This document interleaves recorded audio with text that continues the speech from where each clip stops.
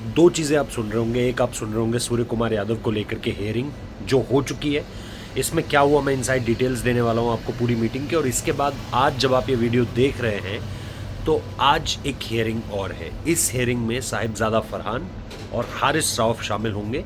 इसके अलावा आईसीसी एक एक्शन लेने की सोच रही है मोहसिन नकवी पर। आप कहेंगे आईसीसी मोहसिन नकवी पर कैसे एक्शन ले सकती है, क्योंकि ये तो एसीसी का टूर्नामेंट है, मोहसिन नकवी एसीसी चीफ हैं, तो ये कैसे हो सकता है। इन सवालों का जवाब भी दूंगा आपको।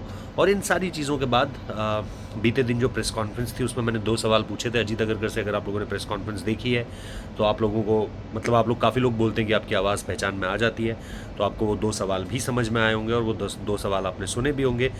आपको ठीक लगे तो ज़रूर कमेंट बॉक्स में बताइए, बट उस पर भी बात करेंगे कि क्या रहा उन प्लेयर्स को लेकर जिन प्लेयर्स का नाम नहीं आया, इस पर भी बात करेंगे। तो सबसे पहले इसी चीज़ से शुरू करते हैं, उसके बाद मैं आऊँगा कि ये सुनवाई वाला मामला क्या चल रहा है। क्योंकि अगर आप लोगों में से कई लोगों ने 2008 के वक्त पे क्रिकेट देखी है तो आपको याद होगा कि एक सुनवाई तब भी हुई थी। और ये सिडनी क्रिकेट ग्राउंड में जो कंट्रोवर्सी हुई थी मंकी गेट, उसके बाद ये सुनवाई हुई थी। और एक वक्त पे ऐसी स्थिति आ गई थी इंडिया की टीम दौरा छोड़कर वापस आने वाली थी। खैर उसकी डिटेल्स में नहीं जाऊँगा, वो कहानी कभी और। आज at this point of time अगर आपने चलो इसी से शुरू करते हैं क्योंकि ये बहुत लोगों का इंटरेस्ट है इस चीज़ पर कि क्या चल रहा है क्या नहीं चल रहा है। हुआ ये कि जब पिछले कुछ दिनों में, पिछले 1-2 दिनों की ही ये बात है, इस पूरे के पूरे मामले पर पाकिस्तान भी अपनी तरफ से शिकायत कर रहा था, आईसीसी ने भी अपनी तरफ से शिकायत लिखी थी। और ये जो चीज़ें पिछले 2 दिनों में हुई, जो ग्राउंड में हुई, उससे पहले जो चीज़ें हो रही थी, इससे बीसीसीआई भी बहुत ज़्यादा खुश नहीं था।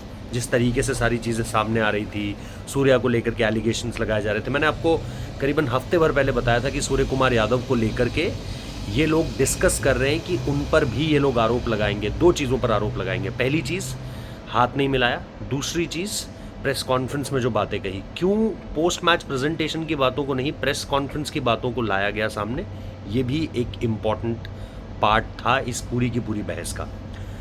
अब इसमें हुआ यह है कि सूर्य कुमार यादव को 2 अलग अलग मामलों पर रेफरी रिचर्ड रिचर्डसन ने बुलाया। आप बोलेंगे रिचर्ड रिचर्डसन क्यों, एंडी पाइक्रॉफ्ट क्यों नहीं? एंडी पाइक्रॉफ्ट इसलिए नहीं क्योंकि आईसीसी चाहती थी कि ये जो बहस है, ये जो मामला अब चलेगा, ये जो सुनवाई चलेगी, इसमें न्यूट्रलिटी हो। यानी एंडी पाइक्रॉफ्ट का पक्ष तो पहले ही पाकिस्तान ये कह रहा है, वो तो इंडिया के पक्ष में ज़्यादा रहता है। तो आईसीसी ये नहीं चाहता था कि अब जब वो नए तरीके से जो है वो पूरी की पूरी कार्रवाई शुरू कर रहे हैं तो उसमें किसी तरीके की बहस इस चीज़ को लेकर हो कि यार इंडिया ने जो है वही मैच रेफरी भी ले लिया जिस मैच रेफरी पर हमने सवाल उठाए थे। क्योंकि एंडी पाइक्रॉफ्ट पर सवाल थे इसलिए रिची रिचर्डसन को चुना गया। रिचर्डसन जो है टीम इंडिया के होटल पहुँचे। वो वैसे मैं आपको बता दूँ, रिची रिचर्डसन पाकिस्तान के होटल में ठहर रहे हैं और पाकिस्तान का होटल और टीम इंडिया का होटल एक नहीं है। अब वो पहुँचे और उन्होंने अपनी सुनवाई शुरू करी। सूर्य कुमार यादव को लेकर कोई बहुत ज़्यादा टाइमिंग नहीं लगना था, कोई बहुत ज़्यादा स्ट्रिक्ट कोई फैसला नहीं निकल कर आना था, इसलिए बहुत ज़्यादा नज़रें नहीं थी।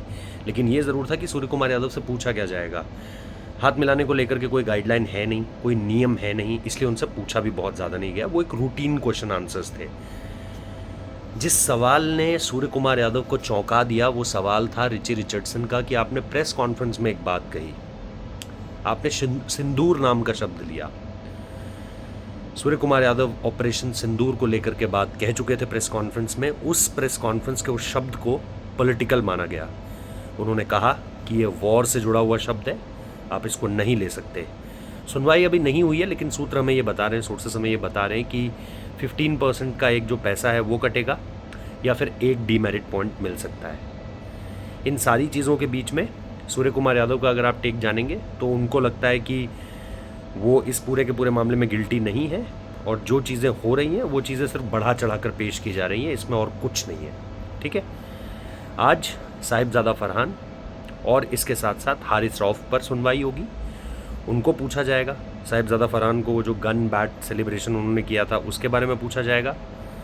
हारिस रऊफ को जो उन्होंने फैंस के साथ किया, ऐसे ऐसे करके जो वो बता रहे थे कि ब्रह्मोस ने कैसे जो है वो नूर खान एयरबेस उड़ा दिया और बाकी 10 एयरबेस उड़ा दिए, उसके बारे में जो वो बता रहे थे उनसे वो पूछा जाएगा।